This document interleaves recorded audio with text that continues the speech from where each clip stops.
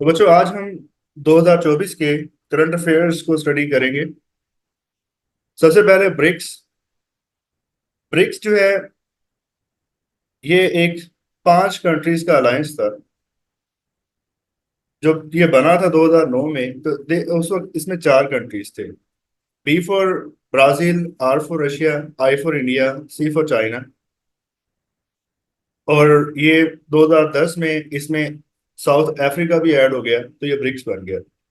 लेकिन 1 जनवरी 2024 से इसके 4 नए कंट्रीज इसके मेंबर्स बने हैं, जिसमें ईरान, इथोपिया, इजिप्ट और यूनाइटेड अरब एमिरेट्स शामिल हैं। तो इस वक्त इसके मेंबर्स की तादाद है 9। सऊदी अरेबिया जो है वो अभी अंडर प्रोसेस है, वो बाकायदा इसका मेंबर नहीं बना। और अर्जेंटीना की पार्लियामेंट ने इसको डिसअप्रूव कर दिया है। तो अर्जेंटीना वो कंट्री है जिसने ब्रिक्स में अपनी जो एंट्री थी उसको रिफ्यूज कर दिया। ये कब हो रहा है? ये 1 जनवरी 2024 को हो रहा है। इसका हेड ऑफिस किधर है? इसका हेडक्वार्टर है शंघाई, जो कि चाइना का सिटी है। रशिया 2024 का इसका समिट कहाँ पे होना है? 2024 का समिट रशिया में होना है। तो जहाँ पे समिट होता है उसी को इसकी चेयरमैनशिप दे दी जाती है। तो इस वक्त इसकी चेयरमैनशिप रशिया के पास है। 5 जनवरी को कश्मीरी सेल्फ डिटर्मिनेशन डे मनाते हैं। बेसिकली 5 जनवरी को ये हुआ था कि 5 जनवरी 1949 यूनाइटेड नेशन सिक्योरिटी काउंसिल में एक रेजोल्यूशन पास हुई थी, जिसमें ये रिजॉल्व शो किया गया था कि कश्मीर के मसले का हल वहां पर प्लेबिसाइट है, वहां पे रायशुमारी, उसके जरिए कश्मीर के मसले को हल किया जाएगा। अब 5 जनवरी सेलिब्रेट करने का मकसद यूनाइटेड नेशंस को ये याद करवाना है कि भाई आपकी रेजोल्यूशन पे अब तक अमल दरामद नहीं हुआ। 5 जनवरी के अलावा कश्मीरी अच्छा, ये पांच जो है ना, 5 जनवरी ये हो गया सेल्फ डिटर्मिनेशन डे। फिर 5 फरवरी को भी कश्मीर के साथ पाकिस्तान जो है यौम यकजहती के तौर पे मनाता है। तो 5 फरवरी को कहा जाता है कश्मीर सॉलिडारिटी डे। और फिर 26 अक्टूबर 1947 को ये हुआ था कि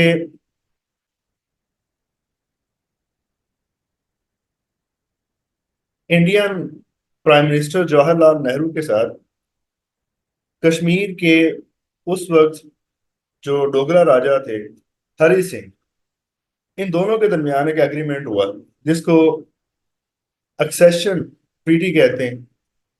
तो इंडिया तो इसको एक्सेशन डे के तौर पे मनाता है, जबकि कश्मीरी इसको ब्लैक डे कहते हैं। तो ये 3 डेट्स हैं कश्मीर के हवाले से। 5 जनवरी ये सेल्फ डिटर्मिनेशन डे है। 5 फरवरी ये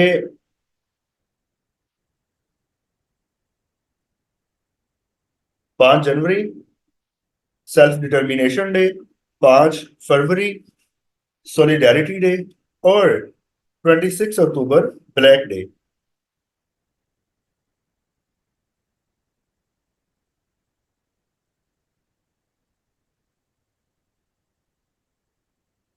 इजिप्ट का प्रेसिडेंट है अब्दुल फतेह अल सीसी। ये री इलेक्ट हुआ है। अब्दुल फतेह अल सीसी जो है ये वहां का मिलिट्री कमांडेंट था, बल्कि आर्मी चीफ एक तरह से। और इसने 2013 में कू करके जो एक इलेक्टेड गवर्नमेंट थी मोहम्मद अल मोर्सी की, उसको डिथ्रोन किया और खुद हुकूमत संभाल ली। तब से अब तक मुसलसल ये इजिप्ट का प्रेसिडेंट है। ये पाकिस्तानी एक फीमेल एथलीट है, किशमाला तलत। इन्होंने 2024 में होने वाले पेरिस ओलंपिक्स के लिए क्वालिफाई कर लिया है। पेरिस ओलंपिक्स 2024 ये भी एग्जाम में आता रहता है कि 2024 के ओलंपिक्स को कौन होस्ट करेगा। It will be hosted by the Paris. ये एक पाकिस्तानी फीमेल है, Fauzia Janjua. She has become the first lady to become mayor of a US state. और न्यू जर्सी की ये मेयर मुंतखब हुई है। सुप्रीम कोर्ट से 2 जजेस ने रिजाइन किया और पाकिस्तान में ऐसा होता नहीं है। बहरहाल एक हैं सैयद मुजाहिर अली नकवी, लेकिन दूसरी जो पर्सनैलिटी है वो जस्टिस इजाजुल एहसन है। इजाजुल एहसन इस हवाले से ज्यादा इंपॉर्टेंट है कि he was the next chief justice. अगर अगर ये रिजाइन ना करते तो जैसे ही मौजूदा चीफ जस्टिस काजी साहब जो हैं वो रिजाइन करते तो ये जस्टिस एजाजुल एहसन जो है इन्होंने पाकिस्तान का चीफ जस्टिस बनना था। फिर पाकिस्तान में 11 जनवरी को एक अर्थक्वेक आया जिसका मैग्नीट्यूड 6 था रेक्टर स्केल के ऊपर। पाकिस्तान का एक प्रीवियस अर्थक्वेक जिसने बहुत ज्यादा तबाही मचाई थी वो एग्जाम में आता रहा। वो 8 अक्टूबर 2005 की सुबह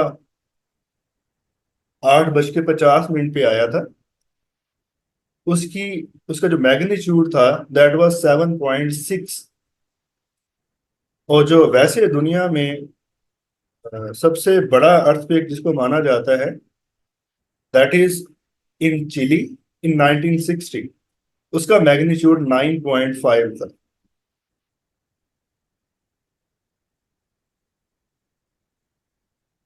फिर ये किर्गिजिस्तान में भी 7.1 मैग्नीट्यूड का एक अर्थक्वेक आया था जिससे काफी वहां पे डिजास्टर भी हुआ था।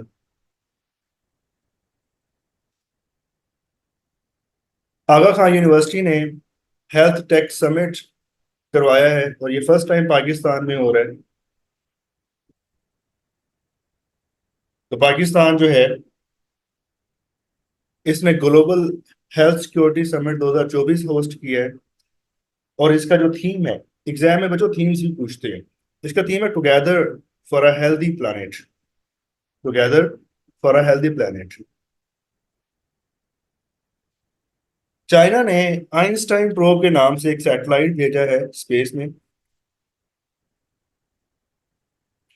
और ये आइंस्टाइन कौन है? ये एक जर्मन फिजिसिस्ट हैं। इनका जो सबसे इंपॉर्टेंट कारनामा है that is his theory of relativity. और फिर एक बड़ी फेमस इक्वेशन है E = mc²। ये भी अल्बर्ट आइंस्टाइन ने दी थी। और इनको 1921 में फिजिक्स में नोबेल भी दिया गया था। E = mc² इसको कहा जाता है the world's most famous equation. दुनिया में सबसे स्ट्रॉन्ग मिलिट्री जो है वो अमेरिका की। जबकि दुनिया में सबसे बड़ी मिलिट्री चाइना की है। चाइना की जो आर्मी है वो नंबर ऑफ पर्सनल्स के लिहाज से वो सबसे बड़ी आर्मी। जबकि अमेरिका की जो मिलिट्री है उसकी डिस्ट्रक्शन पावर जो है वो सबसे ज्यादा है। दूसरे नंबर पे बड़ी आर्मी इंडिया की है और तीसरे नंबर पे अमेरिका की। जबकि पावर के लिहाज से सबसे बड़ी USA, then Russia and number third is China. Global fire power index यहीं से पता चलता है कि इसकी मिलिट्री कितनी ताकतवर है। तो पाकिस्तान 9th नंबर पे आता है। ईरान और पाकिस्तान के दरमियान कुछ जो मामला है वो अच्छे नहीं चल रहे। उसकी वजह ईरान ने पाकिस्तान की तरफ स्ट्राइक्स किए थे। ये स्ट्राइक्स बेसिकली ईरान की ना दो फौजें हैं। एक वो जो उनकी रेगुलर मिलिट्री है, दूसरी आईआरजी के नाम से है, ईरानियन रेवोल्यूशनरी गार्ड्स। वो जो आईआरजी है ना वो ईरान के जो एक्स्ट्रा टेरिटोरियल मैटर्स है ना उनको देखा करती है। तो उसी की तरफ से ये स्ट्राइक्स किए गए थे पाकिस्तान की तरफ 16 जनवरी को। और फिर पाकिस्तान ने रिटेलिएट किया 18 जनवरी को। पाकिस्तान ने दो इलाकों को टारगेट किया था, एक है सीस्तान और दूसरा है बलूचिस्तान। तो बलूचिस्तान एक तो पाकिस्तान का प्रोविंस है, ये ईरान का प्रोविंस भी है। तो जो ईरानियन बलूचिस्तान है और सीस्तान, पाकिस्तान ने उसको टारगेट किया था। करंट अफेयर्स के लिहाज से आपको ये डेट्स याद रखनी है, 16 जनवरी एंड 18 जनवरी। जापान पांचवा कंट्री बन गया है कि जिसने चांद पर अपनी स्पेस क्राफ्ट भेजी है। इससे पहले चार कंट्रीज भेज चुके हैं, Soviet union, USA, China and India. Pakistan को आईएमएफ से $700 मिलियन मिले। अब तो खैर ये पुरानी बात हो गई है। वर्ल्ड बैंक से $425 मिलियन मिले। ये दोनों एग्जाम्स के हवाले से तो इम्पोर्टेंट नहीं है। चेयरमैन पीसीबी थे ज़का अशरफ, उन्होंने रिजाइन कर दिया। ये तो एग्जाम में नहीं आएंगे।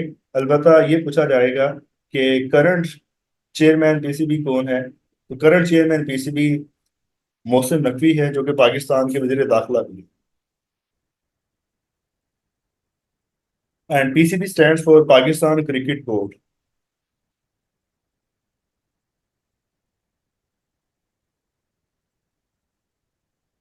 2024 का T20 वर्ल्ड कप अमेरिका और वेस्ट इंडीज ये दोनों मिलकर होस्ट करेंगे।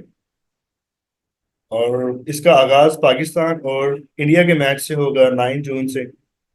ये तो इम्पोर्टेंट नहीं है, बस ये इम्पोर्टेंट है कि 2024 का T20 वर्ल्ड कप कौन होस्ट करेगा। तो America and West Indies host करेंगे।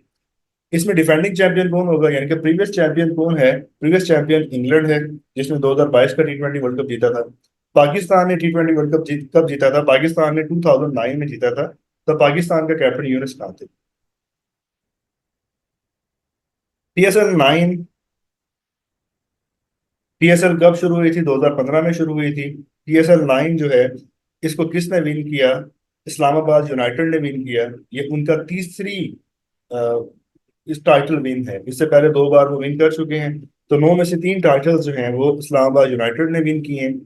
मुल्तान सुल्तान फाइनल में हार गए थे। प्लेयर ऑफ द सीरीज कौन थे, शादाब खान। सबसे ज्यादा रन्स किसने बनाए, बाबर आजम ने। और सबसे ज्यादा विकेट जो हैं वो उसामा मीर ने लिए थे। नैट ब्रंट, ये एक इंग्लैंड की फीमेल क्रिकेटर हैं, जिनको 2023 की T20 player of the year का एजाज मिला है आईसीसी की तरफ से। जबकि मेल साइड पर best T20 player Surya Kumar Yadav, जो कि इंडियन बैट्समैन हैं, उनको डिक्लेयर किया गया। वनडे इंटरनेशनल में विराट कोहली और टेस्ट में ऑस्ट्रेलिया के उस्मान ख्वाजा, ये बेस्ट प्लेयर्स करार पाए। जबकि ओवरऑल जो बेस्ट प्लेयर होता है उसको सर गैरफील्ड सोबर्स ट्रॉफी दी जाती है। ये ऑस्ट्रेलियन कैप्टन है पैट कमिंस, उनको ये ट्रॉफी दी गई है। मतलब ओवरऑल अगर देखा जाए तो पैट कमिंस सबसे बेस्ट प्लेयर माने गए हैं। जबकि टेस्ट में उस्मान ख्वाजा, वनडे में विराट कोहली एंड T20 में सूर्य कुमार यादव है। सर्बिया के ये स्टार हैं नोवाक डिजकोविक। इन्होंने सबसे ज्यादा ग्रैंड स्लैम टाइटल्स विन की। ग्रैंड स्लैम क्या है, हम आगे चल के इसको देखेंगे। इनके ग्रैंड स्लैम्स की जो तादाद है वो 24 हो चुकी है। पूछा जाता है ये कहाँ से बिलोंग करते हैं, सर्बिया से बिलोंग करते हैं। ये सबसे ज्यादा अरसा नंबर 1 रहने का रिकॉर्ड भी इनके पास है, जो कि ओवरऑल 424 वीक्स बनते हैं। जबकि एक साल में आपको पता है 48 या 49 वीक्स होते हैं। इनके पास 24 टाइटल्स हैं। राफेल नडाल, ये भी एग्जाम में आया करते थे जब ये नंबर 1 थे, कि इनका ताल्लुक कहाँ से है। ही वॉज फ्रॉम स्पेन, उन्होंने 22 टाइटल्स विन किए थे। जबकि रॉजर फेडरर, जिनका ताल्लुक स्विट्जरलैंड से है, उन्होंने 20 टाइटल्स विन किए। वुमेन साइड पे अगर हम देखें तो मार्गारेट कोर्ट, ये ऑस्ट्रेलिया से हैं। इन्होंने 24 टाइटल विन किए हुए हैं। लेकिन इस टाइम जो इन है, दैट इज सरीना विलियम्स, इनके टाइटल्स की तादाद 23 हो गई है। She is from USA. और एक बड़ी फेमस इससे पहले प्लेयर थी Steffi Graf, she was from Germany and she had one 22 grand slams. तो राफेल नडाल जो है, इस बार जो ऑस्ट्रेलियन ओपन हुआ है उस वो भी इन्होंने विन किया है। ऑस्ट्रेलियन ओपन ओपन का डबल, जो मेल्स का डबल था, वो विन किया है रोहन बोपन्ना, जो कि इंडियन है, एंड मैथ्यू एबडन ने। ग्रैंड स्लैम बच्चों टेनिस का 4 टूर्नामेंट्स को मिलाकर एक एक एजाज बनता है। जो 4 टूर्नामेंट्स हैं, that is Australian open, French open, Wimbledon and US open. जो इन चारों को एक साल में विन कर लेता है उसको कहा जाता है कि ये ग्रैंड स्लैम विनर है। एग्जाम में ये भी पूछा जाता है कि इनमें से क्ले पे कौन सा होता है और ग्रास पे कौन सा होता है। Basically Australian and United US open जो है ये होते हैं हार्ड कोर्ट पे, ये तो एग्जाम में नहीं आते। फ्रेंच ओपन जो है ना वो होता है क्ले पे, ये आता है एग्जाम में। और विंबलडन जो है ये ग्रास पे होता है। विंबलडन कौन कराता है? ये इंग्लैंड करवाता है। और इन चारों में से ओल्डेस्ट कौन सा है? विंबलडन। तो हमने यहाँ पे क्या चीजें याद रखनी है? ग्रैंड स्लैम टोटल 4 टूर्नामेंट्स को कलेक्टिवली कहते हैं। Australian open, French open, Wimbledon and US open. Wimbledon सबसे पुराना भी है और ये कौन करवाता है? ये इंग्लैंड करवाता है। और ये ग्रास पे होता है, जबकि फ्रेंच ओपन जो है वो क्ले कोर्ट पे होता है। इन चारों को मेजर्स भी कहते हैं। फीमेल साइड पर अरायना सबलेंका, अरायना सबलेंका, इनका ताल्लुक बेलारूस से है। उन्होंने विन किया। जबकि डबल वाली जो है ये इंपॉर्टेंट नहीं है हमारे लिए।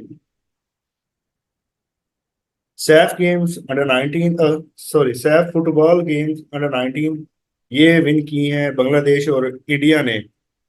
दोनों जॉइंट विनर्स हैं। एशियन बैडमिंटन टीम चैंपियनशिप 2024 ये विन की है इंडिया ने। ये मलेशिया में हुई है ये गेम्स। महानूर अली एंड महविश अली ये दो पाकिस्तानी स्क्वाश प्लेयर्स हैं। इन्होंने ऑस्ट्रेलियन जूनियर ओपन में गोल्ड मेडल विन किया है। वर्ल्ड एथलेटिक चैंपियनशिप 2027 ये चाइना होस्ट करेगा। जेम्स एंडरसन टेस्ट क्रिकेट में 700 विकेट लेने वाले पहले फास्ट बॉलर बन गए। ये 700 विकेट लेने वाले पहले फास्ट बॉलर हैं। इनसे पहले दो स्पिनर्स ने 700 से ज्यादा विकेट्स ली हुई हैं। सबसे ज्यादा टेस्ट विकेट्स मुरलीधरन ने ली हैं जो कि 800 है। उसके बाद शेन वॉन, उसकी 708 विकेट्स हैं। एंड नंबर 3 जेम्स एंडरसन, और ये अभी खेल रहे हैं तो कम से कम शेन वॉन का रिकॉर्ड तो ये तोड़ ही देंगे। पाकिस्तान की तरफ से सबसे ज्यादा विकेट्स टेस्ट में वसीम अकरम ने ली थी। और वनडे में अगर हम बात करें तो वनडे में भी सबसे ज्यादा विकेट्स मुरलीधरन की हैं। और पाकिस्तान की तरफ से सबसे ज्यादा विकेट्स वनडे में ली हैं वसीम अकरम ने। टेस्ट में भी वसीम अकरम, वनडे में भी वसीम अकरम। T20 में सबसे ज्यादा विकेट्स हैं न्यूजीलैंड का प्लेयर है टीम सऊदी, उसकी। और पाकिस्तान की तरफ से सबसे ज्यादा विकेट्स हैं शादाब खान की। अगर हम रन्स की बात करें तो टेस्ट क्रिकेट में सबसे ज्यादा रन्स हैं तेंदुलकर के। वनडे में भी सबसे ज्यादा रन्स हैं तेंदुलकर के। जबकि T20 में सबसे ज्यादा runs Indian batsman Virat Kohli के हैं। तीनों साइडों पर इंडियन ही टॉप पर हैं। और अगर हम पाकिस्तान की बात करें तो पाकिस्तान की तरफ से टेस्ट में सबसे ज्यादा रन्स बनाए यूनुस खान ने। वनडे में बनाए हैं इंजमामुल हक ने। और T20 में बाबर आजम ने सबसे ज्यादा स्कोर किए हैं जो कि ओवरऑल लिस्ट में तीसरे नंबर पे आते हैं। पहले नंबर पे विराट कोहली है, दूसरे नंबर पे इंडियन रोहित शर्मा, और तीसरे पे पाकिस्तान के बाबर आजम। सऊदी अरेबिया अपने आप को ओपन कर रहा है। उसे पता है उसका ऑयल तो खत्म हो रहा है, तो अब वो अल्टरनेट सोर्सेज क्रिएट कर रहा है। तो वो अपने आप को ओपन अप कर रहा है फॉर टूरिज्म। तो यही वजह है कि उसने अब अल्कोहल भी वहां पर, अल्कोहल शॉप्स भी वहां पे ओपन कर दिए हैं। Saima Wazed, she is the daughter of Sheikh Hasina Wazed of Bangladesh, जो कि बांग्लादेश की प्राइम मिनिस्टर हैं। ये उनकी डॉटर हैं। इनको WHO ने, वर्ल्ड हेल्थ ऑर्गेनाइजेशन ने साउथ ईस्ट एशिया के लिए अपना रीजनल डायरेक्टर मुकर्रर किया है। WHO 1948 में बनाया गया था। इसका हेड ऑफिस कहाँ पर है? जेनेवा में। स्पेन का current prime minister Pedro Sanchez है। स्पेन का कैपिटल मैड्रिड है।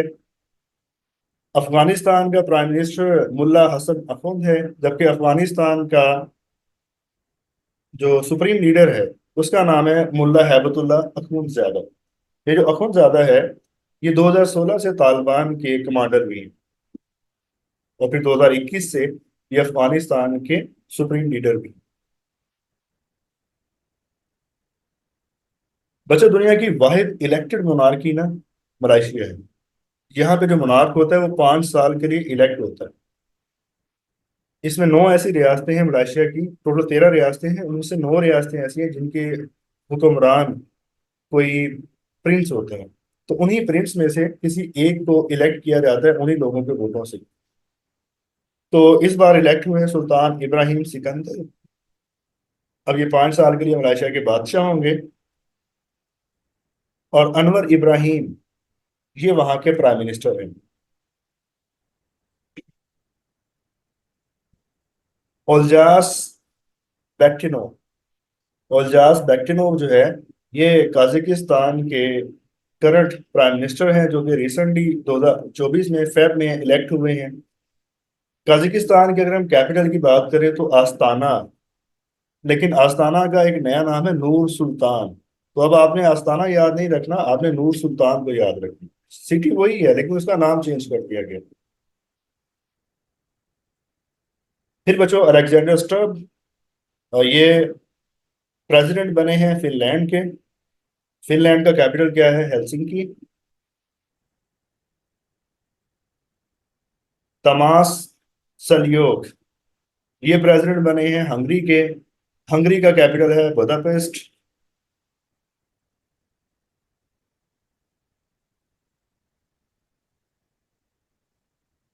और रशियन प्रेसिडेंशियल इलेक्शन जो है वो व्लादिमीर पुतिन ने विन की है। व्लादिमीर पुतिन जो है ये मुसलसल तो नहीं, लेकिन ये 5वीं बार रशिया के प्रेसिडेंट इलेक्ट हुए हैं।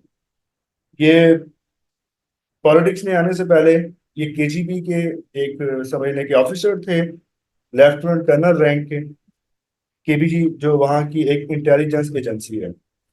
1999 में ये वहां पर केयर टेकर प्राइम मिनिस्टर बने, या एक्टिंग थे या केयर टेकर थे। फिर 2000 में वहां पर इलेक्शंस हुए और ये प्रेसिडेंट इलेक्ट हो गए। 4 साल टर्म होती थी। तो 2004 तक इनकी टर्म कंप्लीट हो गई, दोबारा इलेक्ट हुए, फिर 2008 तक ये वहां के प्रेसिडेंट रहे। और क्योंकि वहां के कॉन्स्टिट्यूशन में ये था कि 2 बार से ज्यादा प्रेसिडेंट नहीं बन सकते, तो फिर ये 2009 से 12 तक नेक्स्ट टर्म के लिए ये प्राइम मिनिस्टर बन गए। इस दौरान कोशिश करके इन्होंने वो जो 2 टर्म्स वाली बात थी उसको अमेंड करवा के 4 टर्म्स करवा दिया। फिर 2012 में जब नेक्स्ट इलेक्शंस हुए तो ये प्रेसिडेंट इलेक्ट हो गए। और फिर इन्होंने ये तरमीम करवा के जो इनका टेन्योर था वो 4 से बढ़ा के 6 साल कर दिया। तो 2018 में इनका तीसरा टेन्योर कंप्लीट हुआ प्रेसिडेंटशिप का, सॉरी, हाँ 2018 में। फिर 2018 में दोबारा इलेक्ट हुए, 2024 में चौथा टेन्योर पूरा हो गया। और उससे पहले इन्होंने अगेन अमेंडमेंट करवा के अपनी टर्म को 6 बार तक पहुंचा दिया कि अब कोई 6 बार तक बन सकता है। तो ये अब 5वीं बार इलेक्ट हुए हैं 6 साल के लिए। 2030 तक ये रशिया के प्रेसिडेंट रहेंगे।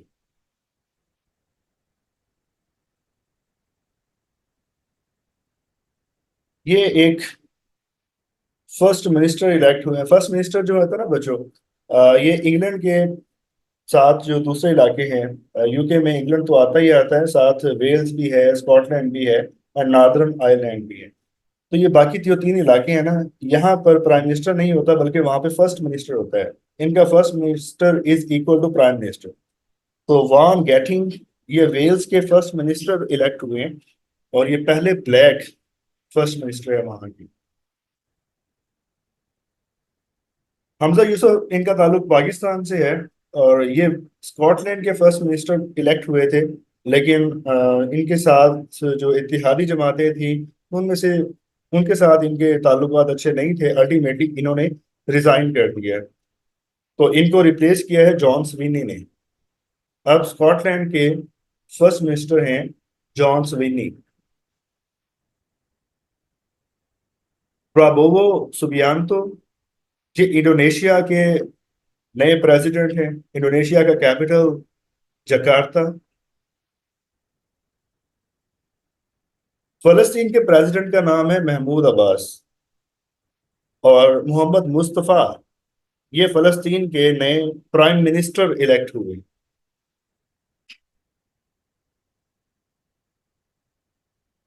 पुर्तगाल के प्राइम मिनिस्टर मुंतखब हुए हैं लुइस मोंटीनेग्रो। मोंटेनेग्रो जो है ना, ये एक यूरोपियन सिटी का नाम भी है।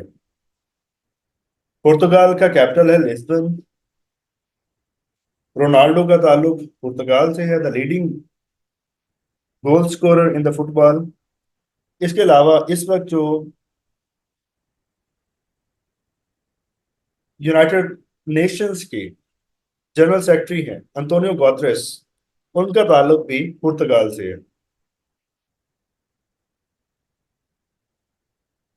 जुदीथ दुलुका, ये पहली फीमेल प्रेसिडेंट है कॉन्गो की।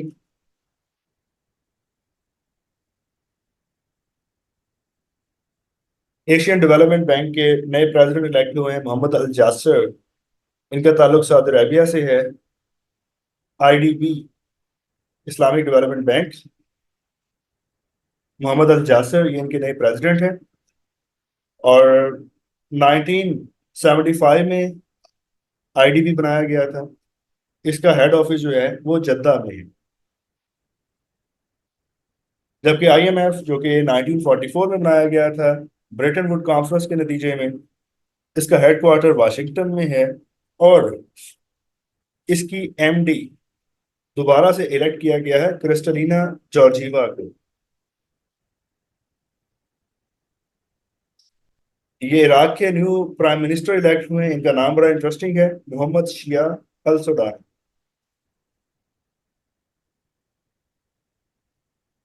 जबकि चाइना के फॉरेन मिनिस्टर हैं जिनका नाम है वांग शी।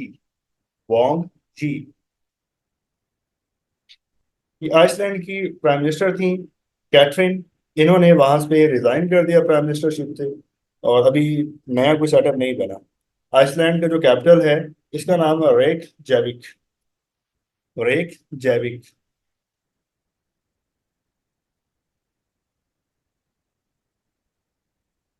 इमरान खान जो कि पाकिस्तान के एक्स प्राइम मिनिस्टर हैं, उनको किस केस में सजा हुई है? उनको तोशा खाना केस में सजा दी गई। इसके अलावा फिर बाद में और सजाएं भी थी, लेकिन जो पहली सजा थी that was in the case of तोशा खाना।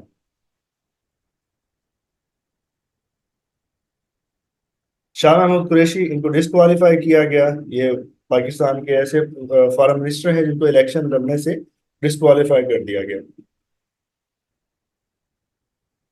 रोजवेल्ट होटल, ये न्यूयॉर्क में है। और ये प्रॉपर्टी था पीआईए की। तो पीआईए इसको सेल करना चाह रहा है, इसको आउटसोर्स करना चाह रहे हैं। तो बस आपने याद रखना है कि रोजवेल्ट होटल कहाँ पे लोकेटेड है। ये न्यूयॉर्क में लोकेटेड है।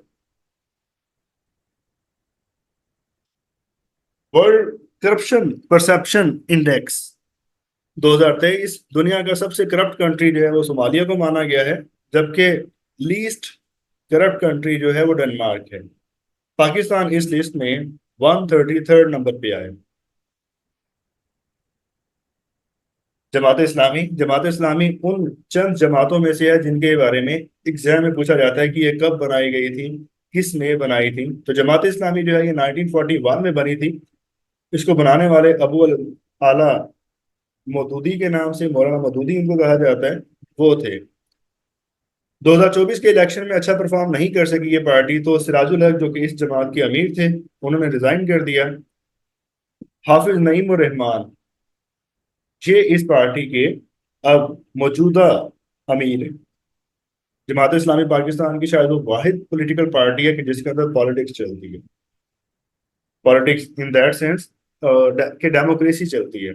ये नहीं कि एक अमीर रिटायर होंगे तो उनके बाद उनकी फैमिली में से कोई आएगा, बल्कि ये जो पार्टी है ये मेरिट पे डिसाइड करती है, इलेक्ट करती है।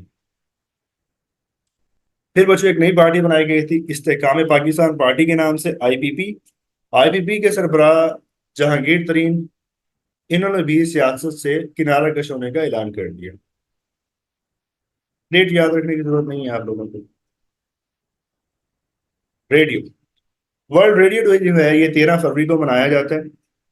जब रेडियो की बात कर रहे हैं तो फिर पाकिस्तान का सबसे पुराना रेडियो स्टेशन जो है that was Peshawar radio station, जो कि 1935 में बनाया गया था। जब पाकिस्तान आज़ाद हुआ तो हमारे पास तीन रेडियो स्टेशन थे। एक पेशावर, दूसरा लाहौर जो कि 1937 में बनाया गया था, और तीसरा ढाका जो कि 1939 में बनाया गया। फिर बाद में मजीद जो है वो स्टेशन बनाए गए, रेडियो स्टेशन। पाकिस्तान बनने का ऐलान किसने किया था? वो मुस्तफ़ा अली हमदानी ने किया था।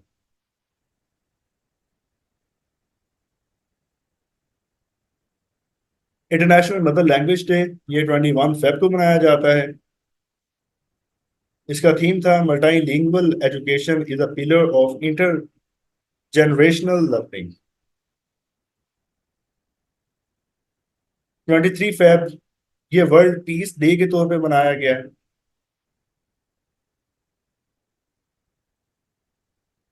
1 मार्च जीरो डिस्क्रिमिनेशन डे के तौर पे मनाया गया। इसका थीम था to protect everyone's health, protect everyone's right. World water day 2024 ये 22 मार्च को मनाया गया, और इसका थीम था वाटर फॉर पीस। 15 मार्च को international day to combat Islamophobia ये मनाया गया, और ये बहुत इंपॉर्टेंट है। ये डे जो है ये 2022 में मनाना शुरू किया गया था, और इसको मनाने के लिए जो एफर्ट्स थी वो मोस्टली पाकिस्तान ने की थी। तो ये इनिशिएटिव पाकिस्तान के खाते में जाता है कि 15 मार्च को international day to combat Islamophobia मनाया जाता है। इंटरनेशनल वुमेन्स डे ये 8 मार्च को मनाया जाता है। 4 अप्रैल को इंटरनेशनल माइनिंग अवेयरनेस डे के तौर पे मनाया जाता है। और 24 से 30 अप्रैल तक जो है ये हफ्ता, ये वर्ल्ड इम्यूनाइजेशन वीक के तौर पर इसको सेलिब्रेट किया जाता है। वर्ल्ड इंटेलेक्चुअल प्रॉपर्टी डे ये 26 अप्रैल को मनाया जाता है। बजट फाफन की रिपोर्ट के मुताबिक पाकिस्तान दुनिया में रजिस्टर्ड वोटर्स के लिहाज से 5वें नंबर पर आता है, और दुनिया की जो सबसे बड़ी डेमोक्रेसी है दैट इज इंडिया।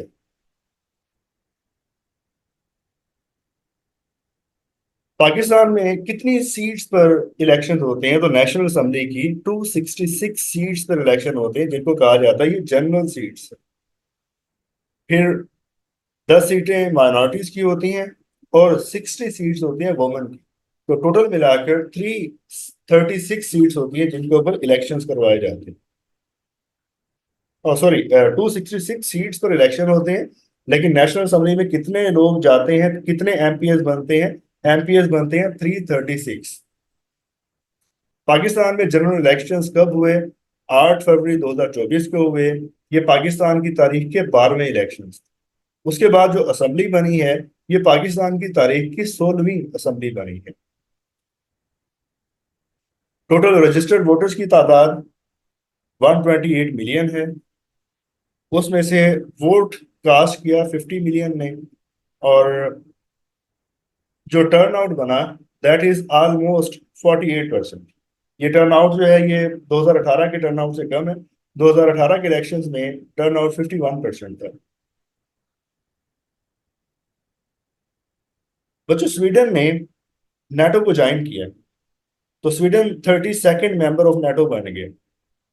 नाटो 1949 में बनाई गई थी। इसका हेड ऑफिस जो है वो ब्रसल्स में है, बेल्जियम में।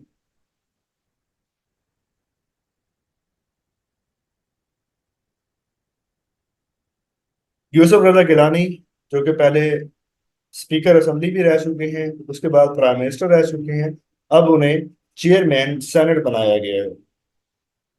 चेयरमैन सेनेट का टेन्योर 3 साल होता है। पहले चेयरमैन सेनेट हबीबुल्लाह खान थे। सबसे ज्यादा अरसा चेयरमैन सेनेट रहने वाले वसीम सज्जाद हैं। और पाकिस्तान में सेनेट कब बनाया गया था? सेनेट पाकिस्तान में बनाया गया था 1973 में। जबकि सैदाल खान नासिर ये डिप्टी चेयरमैन है सेनेट के, और जो पहले डिप्टी चेयरमैन है सेनेट के उनका नाम है Abdul Malik Baloch. Chairman of Punjab public service commission lieutenant general retired Mohammad Abdul Aziz. Punjab public service commission ये कब बनाया गया था? ये 1937 में बनाया गया था। पाकिस्तान की हिस्ट्री में एक ही शख्स पाकिस्तान का डिप्टी प्राइम मिनिस्टर बना था जिसका नाम था चौधरी परवेज इलाही। लेकिन अब इसहाक डार को भी पाकिस्तान का डिप्टी प्राइम मिनिस्टर बना दिया गया, तो he is now the second person to become the deputy prime minister of Pakistan. इसके अलावा फॉरेन मिनिस्टर का जो ओहदा है वो भी इसहाक डार के पास।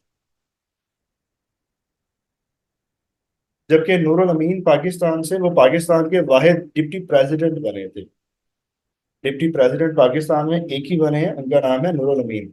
और नूरुल अमीन जो है ये सबसे कम अरसे के लिए प्राइम मिनिस्टर भी बने थे। सेनेट के अंदर अपोजिशन लीडर शिबली फराज है जिसका ताल्लुक पीटीआई से है। जबकि कौमी असम्बली में उमर अयूब अपोजिशन लीडर है। अगर हम बात करें स्पीकर की, तो नेशनल असम्बली का स्पीकर अय्याज सादिक है। इसने रिप्लेस किया है राजा परवेज अशरफ को।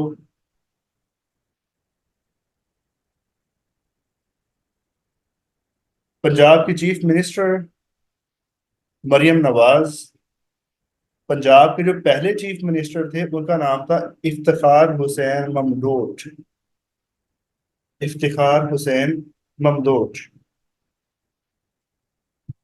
इस वक्त अपोजिशन लीडर हैं मलिक अहमद खान बच्चर। और स्पीकर जो है वो भी मलिक अहमद खान ही है। वो ये वाले नहीं है, वो और है। मलिक मोहम्मद अहमद ऐसे कुछ नाम है। पाकिस्तान के 24वें प्राइम मिनिस्टर शहबाज शरीफ।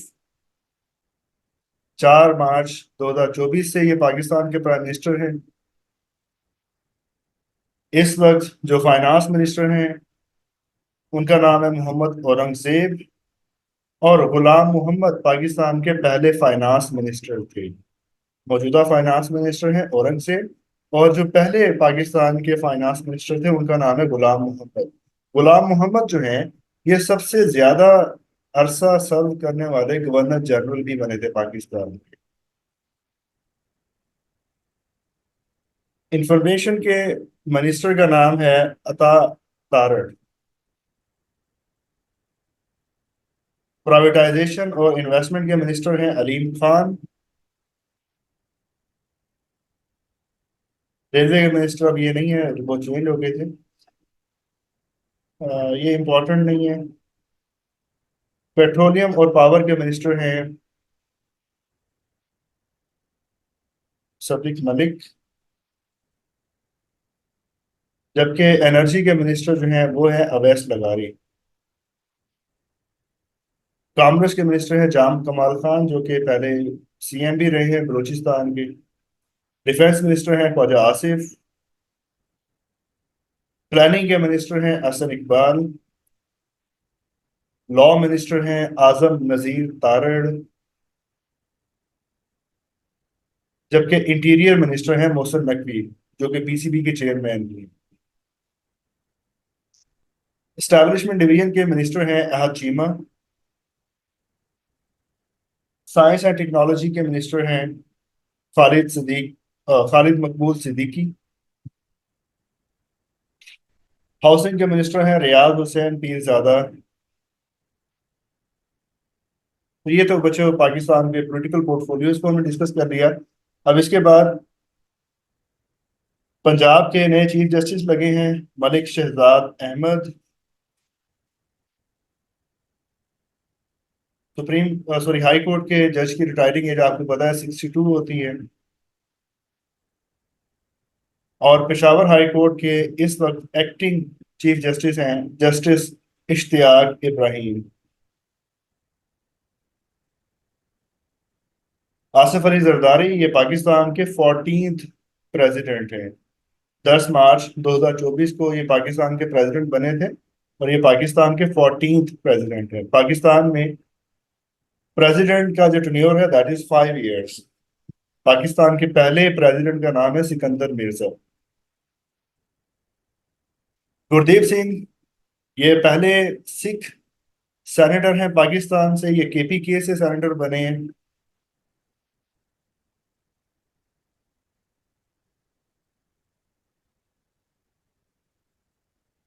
गजाला गोला, ये पहली फीमेल डिप्टी स्पीकर हैं बलूचिस्तान असेंबली की। गजाला गोला।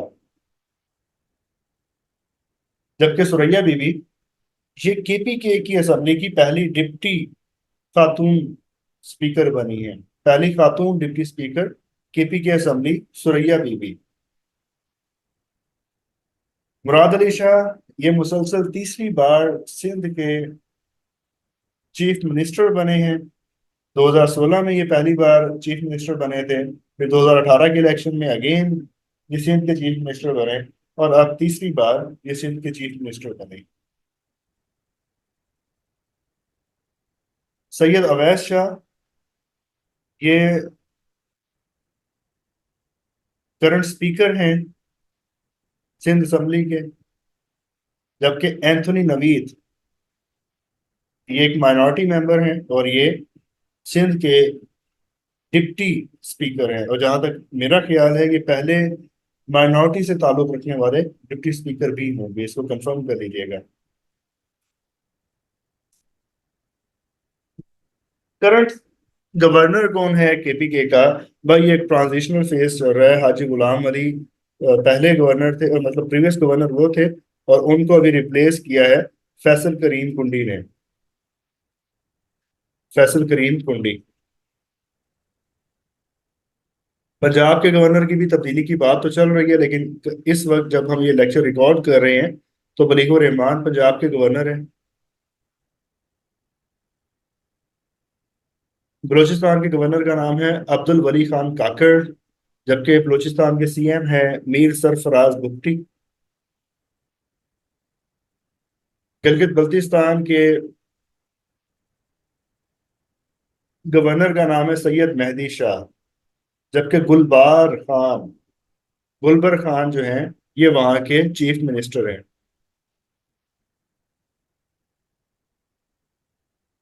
कामरान टेसोरी, इनकी भी तब्दीली की बातें चल रही हैं। इनका ताल्लुक सिंध से है, ये सिंध के गवर्नर हैं, ये एमकेएम से बिलोंग करते हैं। ये एक पाकिस्तान से बिलोंग करने वाली फीमेल ऑफिसर हैं, एसएसपी रिफत बुखारी। इनको एक्सीलेंस इन परफॉर्मेंस अवार्ड 2024 दिया गया है। ये पाकिस्तान के हाई कमिश्नर हैं अफगानिस्तान में, इनका नाम है उबैदुर रहमान।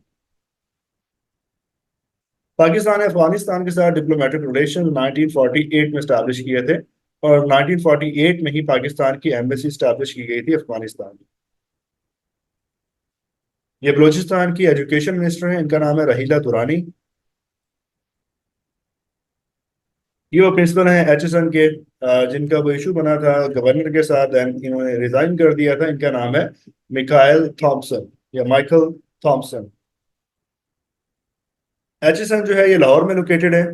इसको 1886 में बनाया गया था। थॉमसन का ताल्लुक ऑस्ट्रेलिया से है। अली अमीन गंडापुर करंट सीएम है केपीके के, और केपीके गवर्नमेंट ने फलस्तीनियों की मदद के लिए 10 करोड़ रुपए का ऐलान किया है। ये साबका चीफ मिनिस्टर हैं बलूचिस्तान के। इनको सितारा इम्तियाज दिया गया। इनका नाम है अब्दुल कुद्दूस गजनजो। ये हमने डिस्कस कर लिया इनको। सऊदी अरबिया के डिफेंस मिनिस्टर 23 मार्च 2024 को पाकिस्तान तशरीफ लाए थे। इनका नाम है खालिद बिन सलमान। ये मोहम्मद बिन सलमान, जो कि वहाँ के क्राउन प्रिंस हैं, ये उनके भाई हैं, खालिद बिन सलमान।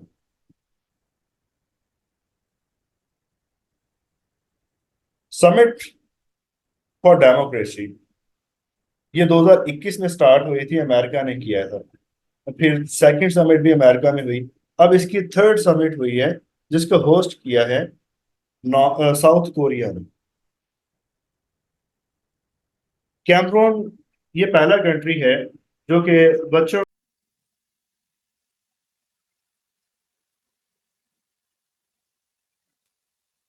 बच्चों हम डिस्कस कर रहे थे कैमरून को। कैमरून एक सेंट्रल अफ्रीकन कंट्री है, और ये दुनिया का पहला कंट्री बना है जहां पर एंटी मलेरिया वैक्सीनेशन की जा रही है बच्चों के लिए, और ये बहुत अच्छा स्टेप है। कैमरून का कैपिटल है युआंडी। और युआंडी जो है ना, ये भी सेवन हिल्स के दरमियान लोकेटेड है। और ये दूसरा ऐसा शहर शहर है। एक यूरोपियन सिटी भी है, दैट इज रोम। रोम को कहा जाता है the city of seven hills. जो एंशियंट रोम था, पुराना रोम, वो भी सेवन हिल्स के दरमियान लोकेटेड था।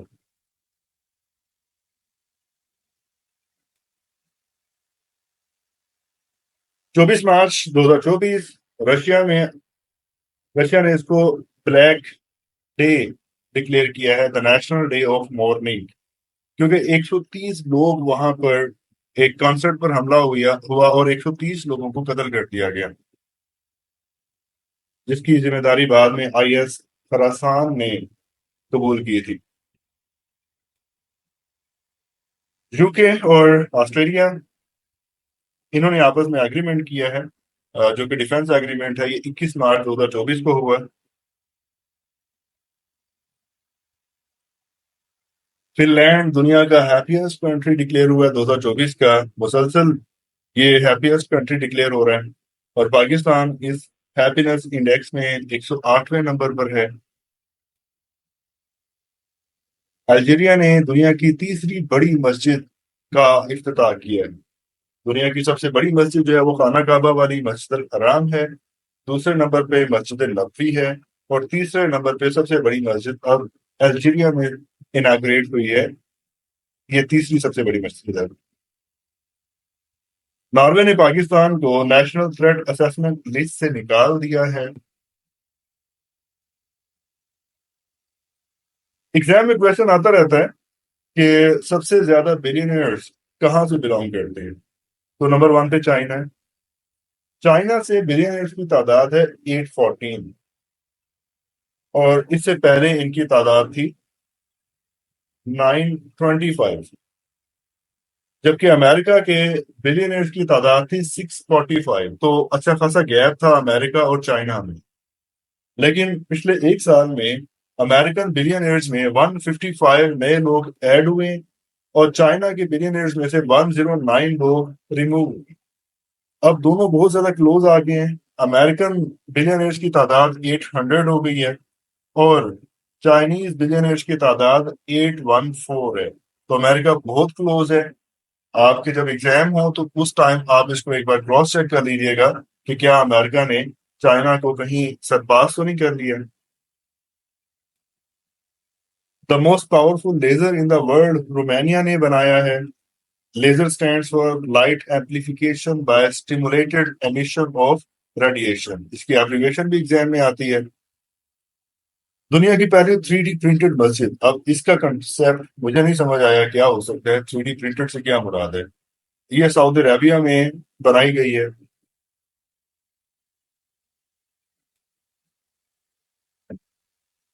EU, Indo Pacific ministerial forum 2024। तो ये यूरोपीय यूनियन का एक फोरम है। यूरोपीय यूनियन का हेडक्वार्टर भी ब्रसल्स में है। तो इसका जो इजलास हुआ 2024 का, वो भी ब्रसल्स में ही हुआ है। बच्चों, ईरान और इसराइल के दरमियान आपको पता टसल चल रही है। ये कोई नई नहीं, ये बड़ी पुरानी टसल है इनकी। तो ईरान को, सॉरी, इसराइल को लग रहा था कि ईरान हमास को एड कर रहा है। तो इसराइल ने ईरान का जो सीरिया में उनका वहां पे एम्बेसी थी उस पर हमला किया और ईरान के सीनियर ऑफिशियल्स को कत्ल किया। बदले में ईरान ने रिस्पॉन्स दिया जिसको ऑपरेशन ट्रू प्रॉमिस का नाम दिया गया। ये 13 अप्रैल को रिटालिएट किया था ईरान ने। और फिर रिटालिएट किया 19 अप्रैल को अगेन इसराइल। इनकी डेट्स आपने याद रखनी है। सबसे ज्यादा बिजनेस फ्रेंडली कंट्री जो है वो सिंगापुर को डिक्लेयर किया गया है।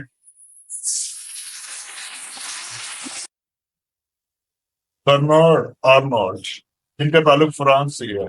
Now he is the richest person in the world with $226 billion. He is followed by Jeff Bezos of Amazon, and then third one is the Elon Musk.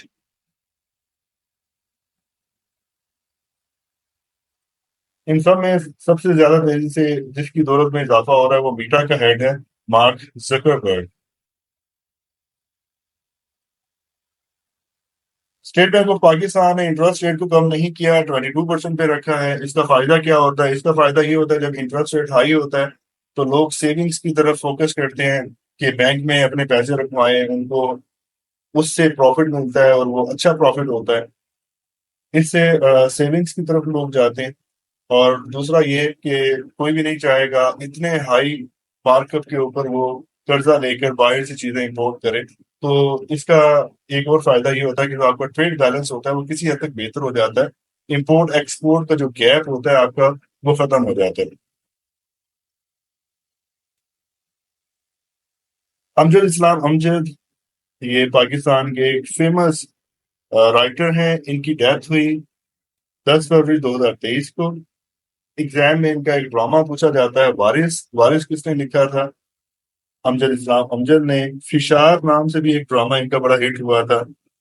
फिर 1975 में इनका एक टीवी ड्रामा ख्वाब जागते हैं, उसको भी अवार्ड दिया गया।